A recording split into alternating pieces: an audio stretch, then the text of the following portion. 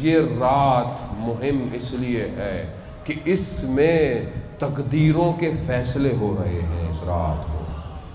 اب آپ کی مرضی ہے، آپ اپنی تقدیر میں اپنے آپ کو امام کا سپاہی بنوا لیں یا آپ کچھ اور لے لیں، یہ آپ کے اپنے اوپر ہے۔ عزیزان محترم، یہ عام رات نہیں ہے، یہ اس کو ایسے مت گزر جائے گا۔ اس لیے اس کے اعمالوں کے اندر جو میں نے پہلے بھی عرض کیا آپ کو کہ خاص طور پہ امام سے روایت ہے، اگر آپ چاہتے ہیں سارے انبیاء سے مصافحہ کریں تو زیارت امام حسین آج کی رات پڑھنی چاہیے۔ اتنا مہم ہے زیارت۔ کیوں ہر بڑی رات کو زیارت امام حسین پڑھنی ہے؟ یہ خود ایک راز ہے کہ ائمہ نے ہر بڑی رات میں یہ تعلیم دیا ہے کہ زیارت امام حسین علیہ السلام پڑھو، تاکہ تمہیں پتہ چل جائے کہ حسین ہے جو اس پورے نظام کو کنٹرول کر رہا ہے۔ یہ حسین ہے، بغیر حسین کے تم کہیں کسی مقام پر، روحانی مقام پر، کسی مقام پر نہیں پہنچ سکتے۔ کیوں؟ کیونکہ امام حسین نے اپنا سب کچھ خدا کے لیے دے دیا۔ اب یہ خدا ہے جس نے اپنا سب کچھ حسین کو دے دیا ہے۔ شما گئے، یہ امامت ہے، یہاں رشتہ داری نہیں ہے، یہ امامت کو سمجھے۔ امامت یہ ہے۔ اب جب ان سب ائمہ کا آخری، کہ جس کے لیے میرا چھٹا امام کہتا ہے کہ میں خود خواہش رکھتا ہوں کہ میں آخری کے دور میں ہوتا اور اس کی نصرت، نہیں، چھٹا امام خود کہہ رہے ہیں کہ میں چاہتا ہوں کہ میں آخری کے امام کے دور میں ہوتا۔ یعنی کون ہے یہ آخری؟ کیوں اتنا مہم ہے کہ رسول خدا کی حدیث نہج البلاغہ کے خطبے آخری امام کے بارے میں، ہر امام نے اتنی جو ہے وہ روایتیں، باقی مذہب، بائبل، انجیل، حتیٰ دوسرے مذاہب کی کتابیں جو ہیں وہ اس ایک شخص کا انتظار کر رہی ہیں۔ اب آپ کو سمجھ میں آیا کہ آپ سب کتنے خوش نصیب ہیں کہ آپ اس کی خاطر آئے ہوئے ہیں کہ جس کا کائنات انتظار کر رہی ہے۔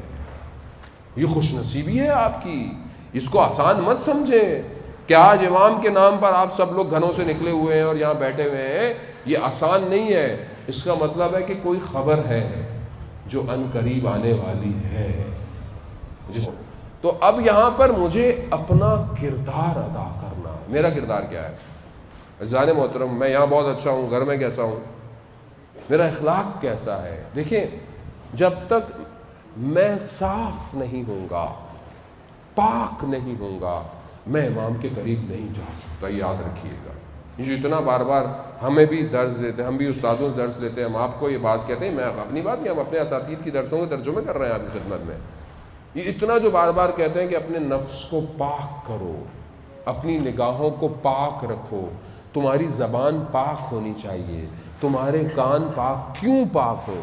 کیونکہ قرآن کہہ رہا ہے ہم نے ان سے نجاست کو دور کیا ہوا ہے، نجاست ان کے قریب نہیں جا سکتی ہے۔ تو کیسے ہو سکتا ہے کہ خدا نہ خواستہ میرے اندر کوئی نجاست ہو اور میں ان کے قریب؟ یہ تو ان کا کرم ہے کہ میری اتنی غلطیوں کے باوجود بھی مجھے اپنے پاس بلا لیتے ہیں۔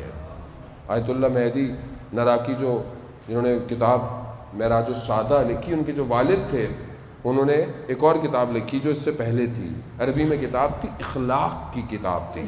کتاب نجف کے حوزے میں بڑی مشہور ہو گئی۔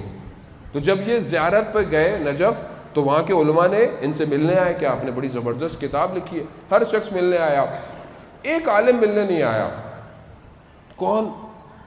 وہ سید مہدی بحر العلوم۔ سید مہدی بحر العلوم ان عالموں میں سے ایک عالم ہے کہ جنہیں امام زمانہ نے اپنے سینے سے لگا کر علم عطا کیا ہے۔